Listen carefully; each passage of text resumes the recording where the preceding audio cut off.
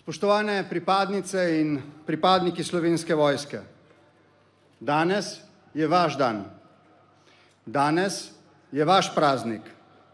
Sprejmite moje iskrene čestitke. Položaj predsednika republike pa mi omogoča, da vam prenesem čestitke tudi vseh naših ljudi. Zaradi vaše moralne čvrstosti, profesionalnosti in domoljubne predanosti uživate njihovo polno zaupanje. To pa je nekaj, kar je zlasti v teh zahtevnih časih upravičeno razlog za vašo samozavest in ponos. V veliko čast mi je, da sem vaš vrhovni poveljnik. Dan Slovenske vojske je praznik slovenske države. Dejstvo, da se naša država težko pobira iz krize, prav nič ne zmanjšuje slavnosti in slovesnosti ob vašem dnevu. Prav nasprotno, Slovenski vojski gre zasluga, da kljub omejenim finančnim in drugim okoliščinam prvič, te ne vplivajo na zagotavljanje naše nacionalne varnosti. Drugič, da omogoča usposobljenost, pripravljenost in varnost pripadnikov Slovenske vojske v misijah po vsem svetu. In tretjič, da se še bolj prizadevno vključuje v pomoč našemu prebivalstvu v primeru naravnih in drugih nesreč. Dan Slovenske vojske je praznik slovenske države. Slovenci sicer zase radi rečemo, da nas je skozi zgodovino ohranjala in oblikovala zlasti kultura. To je res. Toda to prav nič ne zmanjšuje pomembnosti našega poguma in sposobnosti, da smo se okupatorjem uprli tudi z našo lastno vojaško silo. Nazadnje se je to zgodilo poleti leta 1991.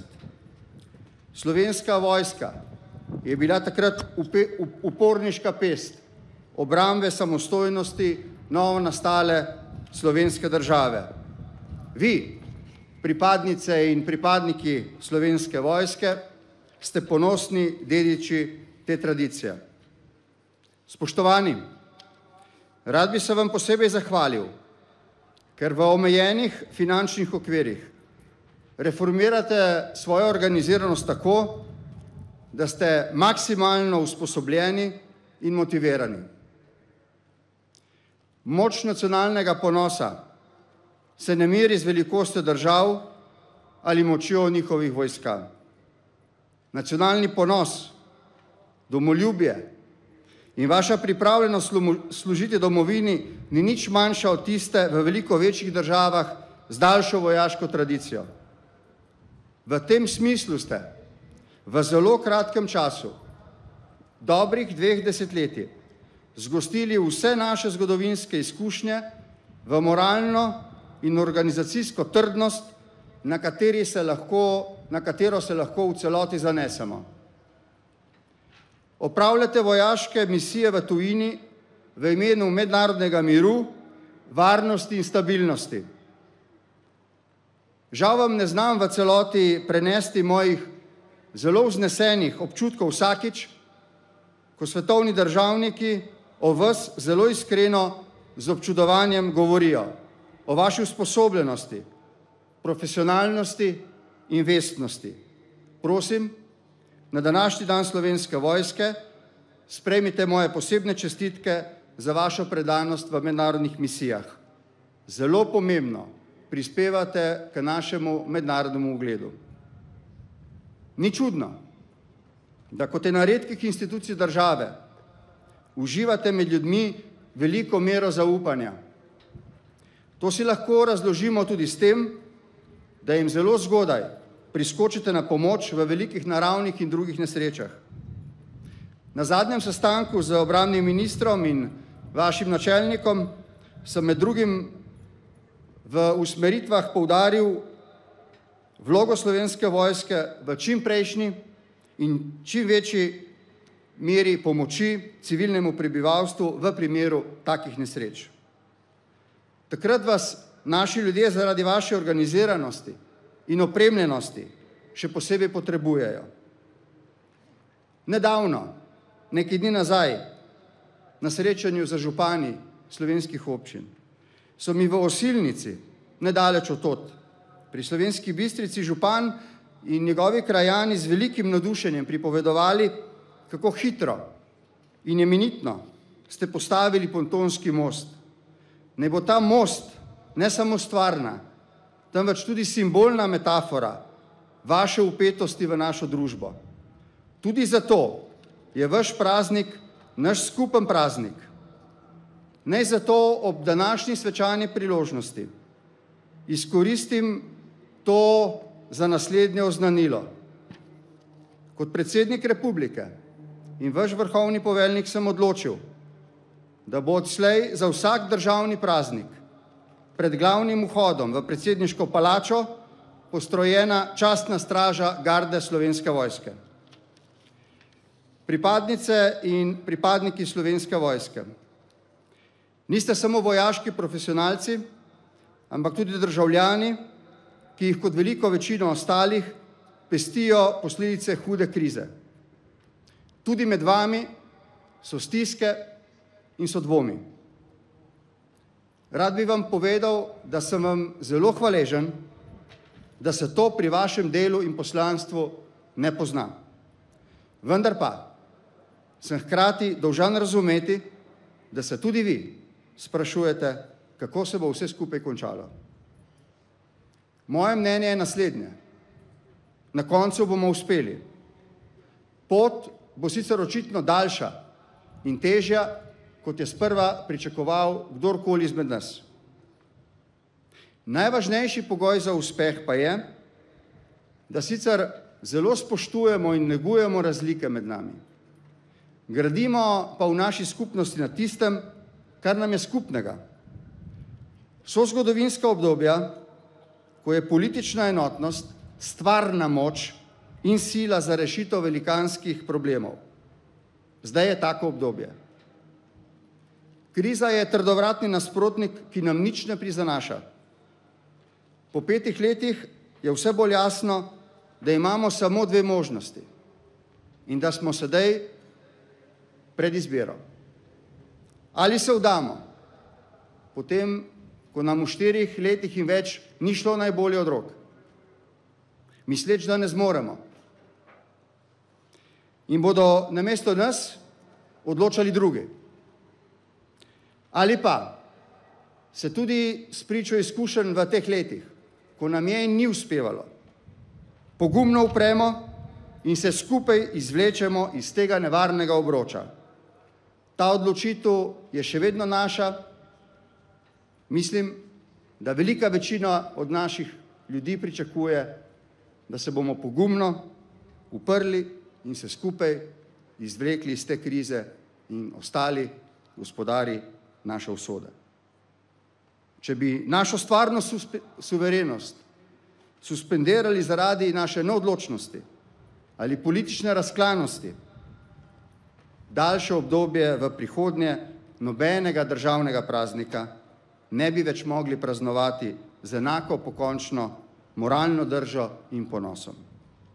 To pripadnice Slovenske vojske in pripadniki Slovenske vojske ni vaša odgovornost. To je najprej predvsem moja odgovornost in odgovornost vseh, ki v vašem imenu in v imenu naših ljudi sprejemamo pomembne politične odločitve.